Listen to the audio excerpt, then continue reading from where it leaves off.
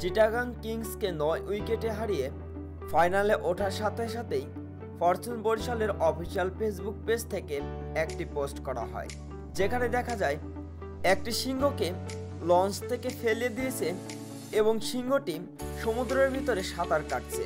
পোস্টের ক্যাপশনে লেখা হয়, কি চিটাগাং কিংসের সিংহরাজ ভাই, সাঁতরে চলে যাচ্ছেন কেন এত তাড়াতাড়ি, আসেন একটু লঞ্চে বসে মেজবান খাই।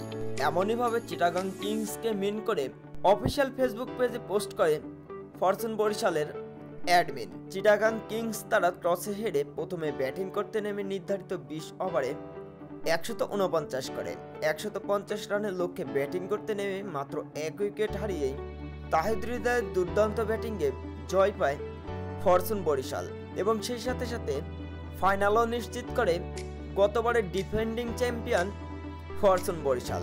আর ফরচুন বরিশাল কোয়ালিফায়ার এই ম্যাচটি জেতার সাথে সাথে ফাইনালে যাওয়ার পরে এমনভাবে পোস্ট করে চিটাগাং কিংসকে খোঁচা মারে ফরচুন বরিশাল।